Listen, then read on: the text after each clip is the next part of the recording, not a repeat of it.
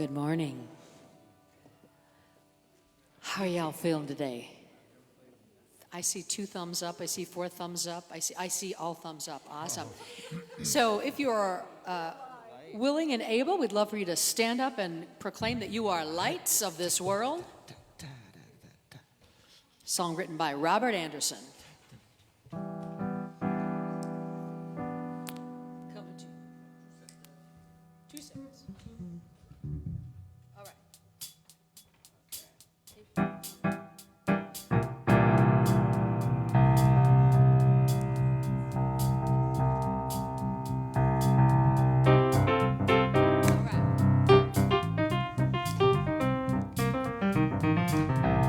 Here we go. I am a light. I am a light in this world. In this world, I am a light. I am a light in this world. In this world, this is the place. This is the time. Let it shine. Let it shine. I see the joy.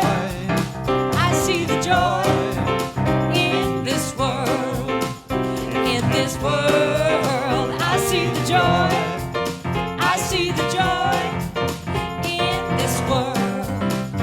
In this world, this is the place. This is the time. Let it shine. Let it shine. Repeat after me. I'm living love every day. I'm living love every day.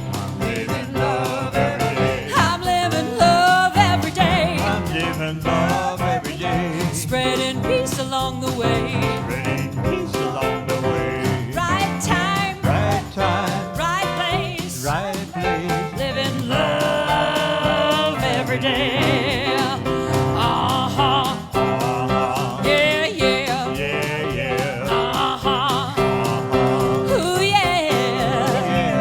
Uh-huh. Uh-huh. Yeah, yeah. Ooh, yeah. Yeah, yeah. Right time, Right time, right place. right place. Living love every day. I am a light. I am a light. I am a light I am a light. in this world. In this world, I am a light. I am a light. I am a light I am a light. in this world. In this world, this is the place. This is the place. This is the time. This is the time. Let it shine, let it shine. This is the place. This is the time. Let it shine.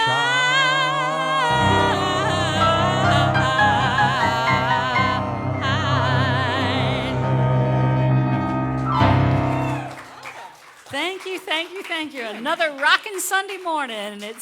I want to welcome everybody who came this morning. It's a beautiful day. And I want to welcome you to Shining Mountain Center for Spiritual Living. And we're gathered here together because we're all light. And we want to encourage ourselves and each other to shine. If you're new here, please take a welcome packet. You can even fill out a prayer request form. We're happy to have you. And because we know that everybody's full of light, where's that light come from? That light comes from God. And we're each and every one of us is an individualized aspect of God. So that's one of the reasons why we're here, to help remind everybody that we're part of God. So please join me in saying our statement of purpose. Our community lovingly and joyfully inspires, supports, and empowers individuals to discover and express their divinity.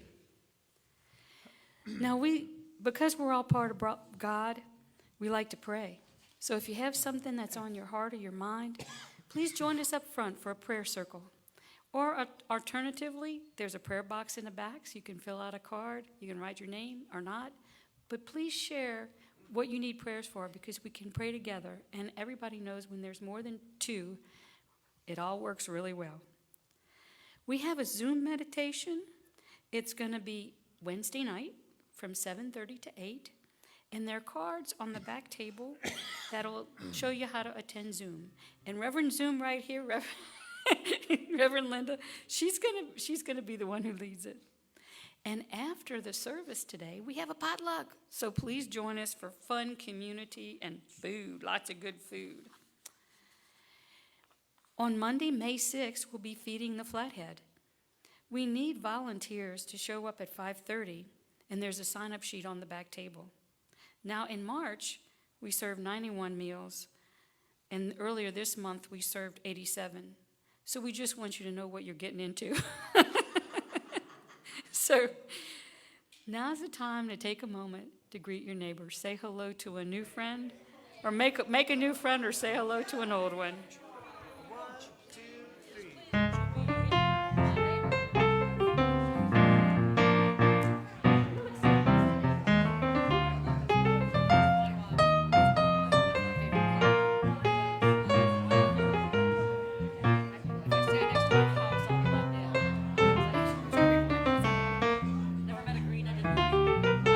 I have a couch this color.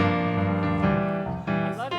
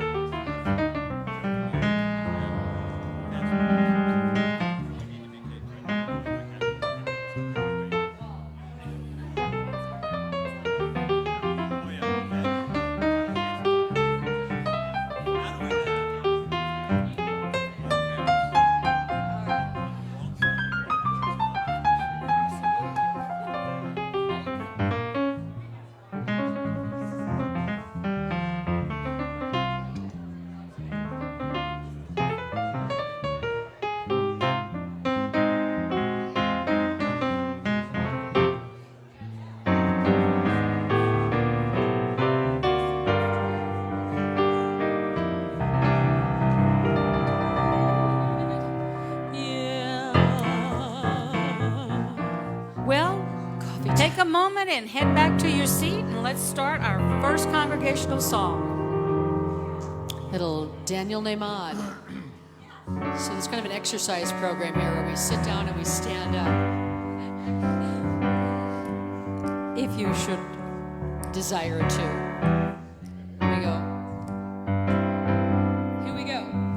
Love is my decision. It's up to me to give up my heart. Love is my decision.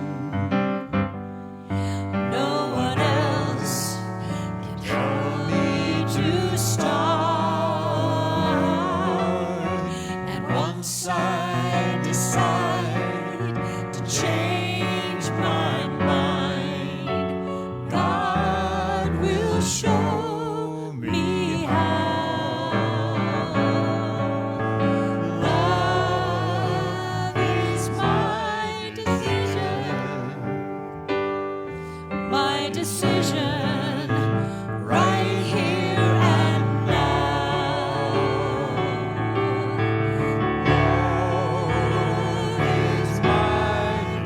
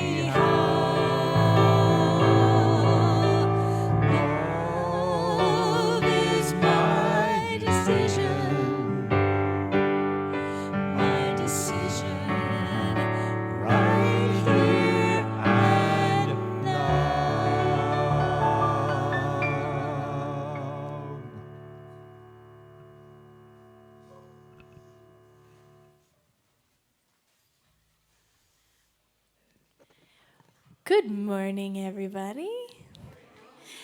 And thank you to our wonderful musicians for kicking us off this morning. Thank you. They do such a wonderful job. And because I had some feedback that I need to stay close to the mic, I'm staying close to the mic. So I would love to lead you guys through our children's prayer this morning, blessing and affirm the children around us, the children around the world, and also the inner child within you. So if you guys would please join me. We see you, who you really are, made in the image and likeness of God. We cherish you, we support you, and we love you. Oh, and with that spirit, I would just love to take us into a great big prayer for this week, because we know that we are from Spirit. That's where we came from. That's where we will go home to. And because we know that we are a part of Spirit, and that Spirit moves within each and every one of us, and that holy, that divine is within you as it is within me. I bless and I affirm that this week will be one of joy. That as the leaves bloom and as the flowers blossom, we too will bloom. We too will find our flow and get to embrace the beauty of the season and of each other. So I affirm and declare that this week will be one of joy, purpose, and movement. I affirm that we are experiencing the health we desire and the friendships that bring us the peace that we want in our lives. And the family that surrounds us, may they be blessed as well. And so with this prayer, I am going to give such gratitude. Thank you, God, for already being there, already hearing this prayer with us right now. And as I release and let go, I let God. And so it is. Amen.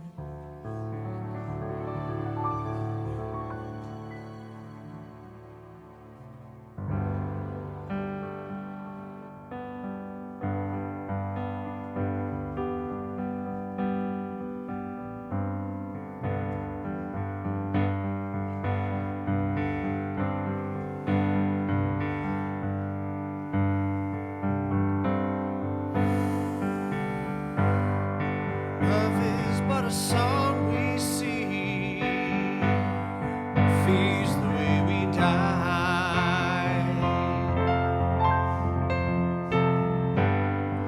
You can make the mountain ring, make the angels cry.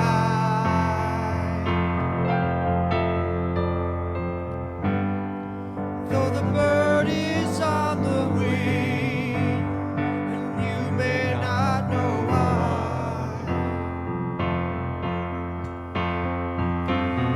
Come on, people now, smile on your brother.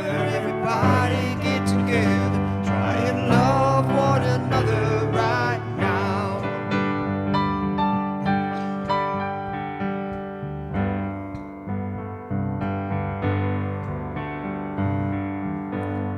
Some may come and some may go, we will surely pass.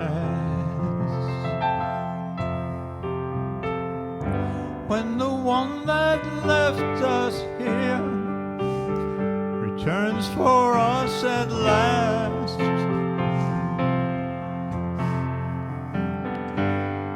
we are but a moment's sunlight fading into grass. Come on, people now, smile on your brother. Everybody get together, try and love one another right now.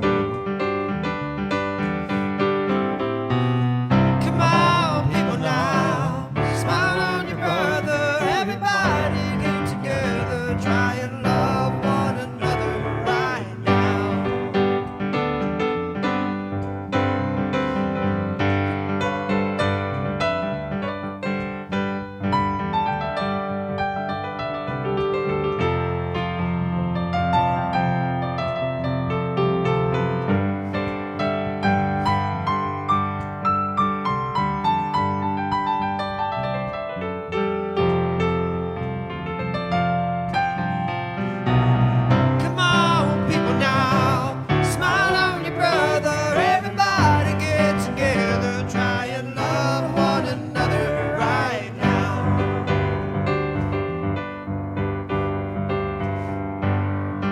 If you hear the song I sing, you will understand.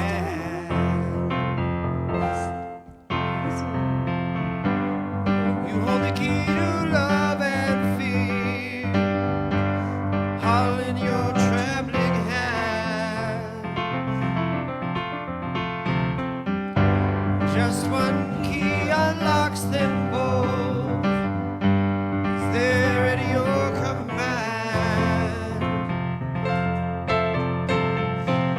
Come on, people now, smile on your brother. Everybody get together, try and love one another right now. Come on, sing it with us now. Come on, people now, smile on your brother. Everybody get together, try and love one another right now. Come on, people now, smile on your brother. Everybody get together, try and love one another right now. Right now, right now.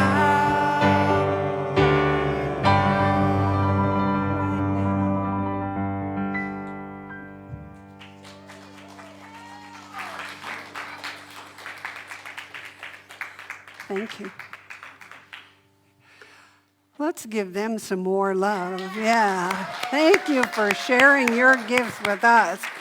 So, to follow up with that song, I have an Ernest Holmes quote that says, "If we would look for a God of love, we must look long and deeply into each other. We must look away from the differences until we penetrate into the unity of the whole. Love alone reveals love. Hate but hides the gleam." So thank you for that song, and thank you for reminding us. So I have a question for you. Have you ever heard any of these phrases before, or maybe even said one of them? We're number one. All's fair in love and war. He who has the most toys wins. The winner takes all.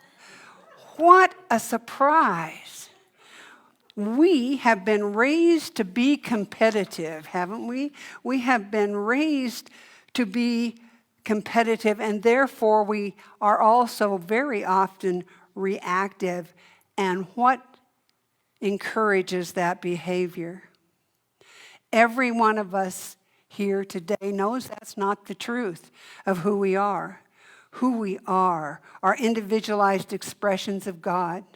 Who we are is the light and the love of the divine, and God does not compete with itself. And right or wrong, good or bad, we're on this spaceship, we're hurtling through space together. All of us, and surprise, I have a surprise for you. You are the solution. You are the solution to the lack of cohesiveness in this world. We all are. Starting today, in this very moment, we all have an opportunity to foster gentleness in our lives and to give us some perspective and some breathing room. And when we do that, we are taking it to the streets. We are sharing our good. We are sharing our love. We are setting an example of being love. Now, last week, Yvonne talked about oneness, and she encouraged us to recognize the fact that we are one with all that is. We are one with all that is. Foundations class has an entire chapter that's simply devoted to oneness and how oneness begets forgiveness and how forgiveness begets harmony. And so when we recognize our oneness, we know that we can live in harmony with one another, and gentleness is something we can apply to our perceptions and our actions. When we practice gentleness in our lives, it shows up in the way that we connect with one another. What we know is that every one of us is entitled to our opinion. Everyone is entitled to their opinion, even if it differs from mine. You're still entitled to it. We are living in what feels to me like very divisive time. I don't look forward to election years. I don't know about the rest of you, but it's when all the mudslinging happens and all those divisive ads, and we are inundated with other people's opinions, and often with opinions that are diametrically opposed to each other. People don't agree. It's hard to believe, isn't it, that people don't agree? Oh. We hear it on the news, we read it in the papers, we see it on TV. It can be very disquieting. And it doesn't matter what side you're on, politics are messy. They really are, they're messy. Blame and hate does everyone a disservice. A lot of people seem to be anti-politics these days. And then there are others who get caught up. They get caught up on one side or the other, and both think they're right. And both think they're right. So gentleness, what gentleness does, it asks us not to react, but to act, and not to give energy to our fears, and not to give way to our frustrations and allow them to rule us. If we are called to respond to whatever it is, let's do it with love and compassion. Let's remember the truth of our being. Remember that fighting the good fight, that's still fighting. Oh, and then we come to social media. How much of your life is taken up by social media and staying in touch with your friends? You know, the ones you've never met? Don't you have a few of those? No, I find that very distracting, and I wonder how often we actually find value in it, and what is it we're looking for. Social media is like the law. You know, the law always says yes. What we focus on, we get more of. Well, my son's getting married again in October, and they're planning this big wedding and formal thing. And so I've been looking for mother of the groom dresses. So every time I turn on my computer now, these ads come popping up for it doesn't matter where I'm at, they just come popping up for mother of the groom dresses. And have you ever noticed how that happens? You know, we need to be aware of what we search for. Back in the day, I did IT work for a construction company. And one of the fellows in Fairbanks was really the one that threw his computer out the window. He was really surprised that I could tell where he'd been and what he'd done. Now, it was a lot different then because you actually had to get on their computer. But you don't have to do that anymore. You can just watch for those pop-ups for the bridesmaids or the mother of the bride or mother of the groom dresses. So I don't know about you, but what we search for, what we watch, and what we pay attention to shows up, doesn't it? And then, with gentleness, we need to consider whether that time we're spending on social media is quality time or if it's simply a waste of time. Just think about it. When I put that thing up of looking for those dresses, it's not just me that knows. The whole world knows that I'm looking.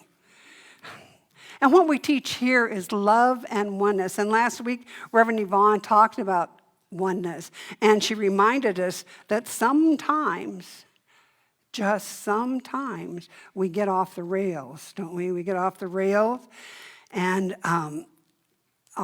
with our mental equivalence. Sometimes, I don't know about you, but when something negative happens to me, I go and look for evidence to prove it's true. You know, so I can do the, oh, poor me. Sometimes we do that.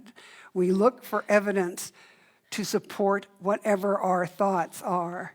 Stuff shows up, doesn't it, to confirm whatever it is, to confirm our opinions. And we live in a community filled with people. Some of the people we like and we feel a connection to. Others, not quite so much. But communities are meant to be a place of belonging. Communities are a place where we can share with our fellow human being. It can be just your community. It can be your neighborhood. It can be your spiritual community. But think about this. We are all part of the one community, the world community. There's a little children's song that says, Jesus loved the little children, all the children of the world, red or yellow, black or white. They were precious in his sight. Think about that. It doesn't matter. We need to love one another. And there are cultures today that really do understand that. They know that they are one with all that is, and that's the way they lead their lives. They understand they are part of the greater whole. You are part of the greater whole, part of the whole universe. And they have a different and more reverent relationship with life, with each other, with the earth. They know that when we come together in communion, in community, we can live authentically and cooperatively with one another. The Dalai Lama says that in all his traveling, in the multitude of countries he has gone to, he has found folks who have the most stuff, folks who have all those niceties of life, are not necessarily the happiest ones. So we've come to a crossroads in our lives, and we can continue to compete with each other, having the biggest house, the newest car, the nicest shoes, the fastest car, and let's not forget the most destructive weapons with which to destroy. And who will we destroy? Well, ourselves, of course. This mentality has brought us to the brink of crisis. We have two choices. We can continue the way we are and destroy life as we know it, or we can rediscover our wholeness and our oneness and create a new, a really old, but new way for us to live in communion with one another, to live in communion with Mother Earth. So there are many crises we all get to face, don't we, in our lifetime, some of them emotional, some of them financial. They are indications that perhaps what we're doing isn't working. And we can continue to do what we've always done. We can just ignore that. Or we can make a choice.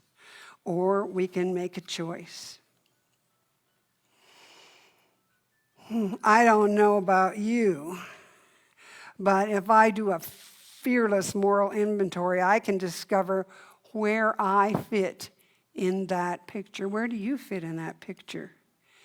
We can use love as our guide. Use love as our guide for all of our interactions and apply it liberally to every circumstance and every situation, even those difficult ones. Through the lens of love, let us be open to knowing and experiencing more life and more good than we ever have before. Let love support us as we navigate our lives. That's when we let love support us, we are taking it to the streets. We are sharing our love with everyone. Now, isn't it interesting what progress has done for us?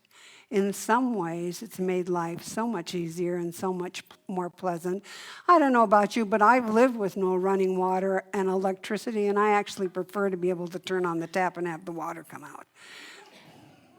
I don't have my son now to go out and pump on the well, so yeah. But other ways, progress has undermined us, hasn't it? We were in touch with the earth. We did live in harmony with the seasons and the cycles of nature. We went to bed when it got dark. We got up when it was light. We planted crops in the spring. We worked through the summer. We harvested in the fall. And we rested in the winter. But that's not how it is anymore. I mean, some people still live that way, but most of us are a slave to a time clock. We punch in, we punch out. We get to see life in a series of minutes. I get to spend so many minutes doing this. I get to spend so many minutes doing that. And we try to accomplish everything within a given amount of time so we can have more, so we can be more, so we can be better. The Industrial Revolution gave rise to the pursuit of individual interests and looking out for number one. Darwin's theory of evolution told us that we have to struggle for existence. Since more and more people are being produced, we're going to run out. We need to fight for our survival. Darwin coined the idea that life is war. How positive is that? I don't like the sounds of that, and I also don't buy into that, and you shouldn't either. I believe that life is good. Life is God, and there is enough. There is always enough. I affirm that. When we change our story, we can change our lives. When we affirm we have enough. I have quite a long quote from Ernest Holmes' philosophy of inclusion that says, looking at things from the belief that they are separate from the divine presence is like looking through dark glasses, while viewing things as acts and manifestation of the divine presence is to view them as they really are and have them given back to us as though God himself had personally brought them to us. Indeed, our whole spiritual evolution is but a process of awakening to that which was there and that which was real before we perceived it. Awakening to what is. Awakening to the love of the divine.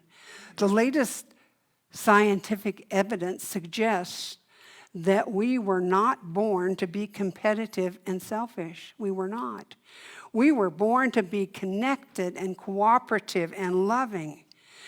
If each one of us is made up of subatomic particles, and at that level, the subatomic particle of me cannot be differentiated from the subatomic particle of you, or him, or her, we are really not individual in that sense, are we? We are all part of the one.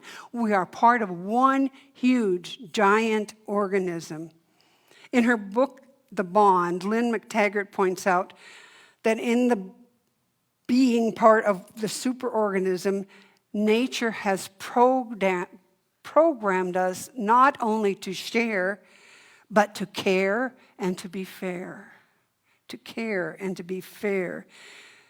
These discoveries by the scientists show us that all the competition that we participate in and define ourselves as is not who we are designed to be. We are designed to live in cooperation and in partnership with all living things. And the crises that we encounter today are because we have moved away from that living in harmony. The new story, the true story of who you are is that we are one, as we are told often in the science of mind. So what I'd like to ask you to do is to join me in a little visualization. So get comfortable in your chair and close your eyes. Take a long, slow, deep breath and relax. Imagine yourself in a large room full of people, people from the past and people from the present. Now, imagine you only see those people as they really are. Atoms, molecules, protons, neutrons, and electrons. Now, let's zoom in on these folks just a little closer. Quarks and leptons are the smallest scientists know of at this time. And this room is filled with these tiny particles and the space within them. And that is the truth of your physicality. That is the truth of all physicality. Quarks and leptons and the space between them. Now I'd like to ask you to do one more thing just for a moment or two.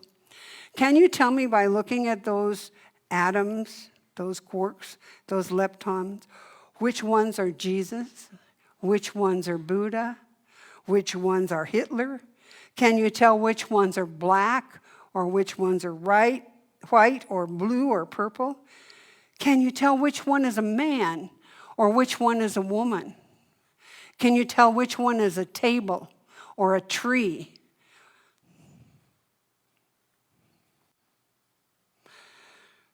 Let's just sit here for a moment in this awareness, the awareness of the oneness that is.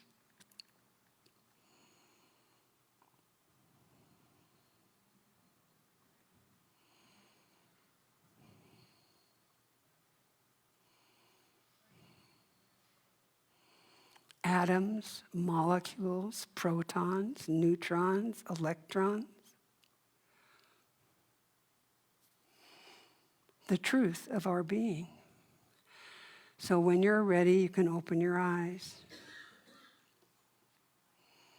There's a sweet little children's book that I like to quote, and this really gives credence to it. I am my hands, I am my feet. I am the dog across the street. All I see is part of me, and I am part of all I see. And I think so often we get so caught up in our lives, our daily living, we lose track of the truth of our being. We lose track of our connectedness with each other. We lose track. We are so interconnected. We are so interconnected, so that if I do something unkind to you, it affects me. We are so interconnected that whatever we're doing to ourselves. I am my hands, I am my feet. How many of us would intentionally shoot ourselves in the foot? You know, we just wouldn't do that. And yet, we do it all the time when we are critical of others. Don't we? It's easy to find fault. Trust me on this. I know how that works. What I would ask you to do with this talk, to take away from this talk today, is recognize that whatever you do impacts you personally. It doesn't just impact the other person, the other thing. You are a part of the whole.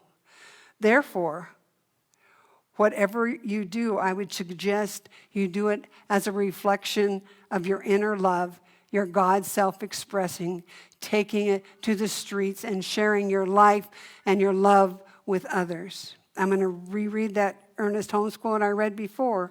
If we would look for a God of love, we must look long and deeply into each other. We must look away from the differences until we penetrate into the unity of the whole. Love alone reveals love. Hate but hides the gleam. So let's cultivate that love. Let's look at that love, the gentle lovingness that we are. Be gentle with yourself and be gentle with others. Encourage others. Spread the light. Take it to the street. We support sharing our love with all that we meet in the work that we do in our neighborhood, in our culture, in our activism. We all are called to share and to shine our light, our gentleness, into the darkness of every corner. We get to take this compassion and this gratitude and this love to new levels, to greater heights, to share, to be the truth of who we are, part of the whole. Gentle lovingness. Life is ever evolving. We are ever evolving. It is obvious in the way that we do and we think individually and collectively. So I ask that today you stand in love and hold love up as our ruler and our lodestone. There is more to life than what we see. There is more to life. So share that gentleness, share that love. Literally, take it to the streets. Choose to breathe and to act and not to react. Choose to love everyone and everything, even, or maybe particularly, when we disagree. We need to love. And this is how we bring it forth in our community. So I'd like to ask you now to please join me in prayer, knowing the truth of our love and our oneness. So you close your eyes and take a deep breath. And know there is only one life, one love, one power, one presence. It is in that holy essence that we live and breathe and have our being, individualized expressions of love, individualized expressions of light, individualized expressions of wholeness. Knowing as I speak my word this day, I speak and knowing that we move through the ensuing week, through the ensuing year, taking that gentle love to the streets.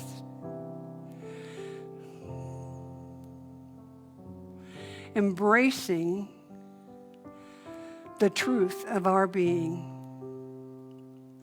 surrounding and supporting others with love, even those we disagree with.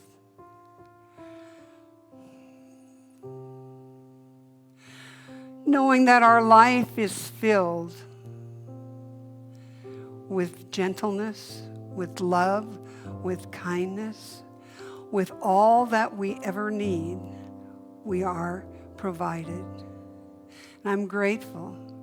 I am so grateful for that holy presence that strengthens and supports us, that enfolds us in light and love, that moves us forward, onward, and upward. I release this word now to the perfect working of the perfect law, the law that always, always, and only says yes. Please join me in affirming, and so it is. Amen.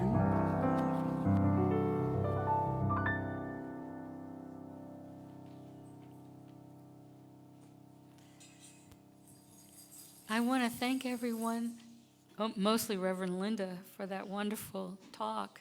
And I want to thank everyone who joined us today online.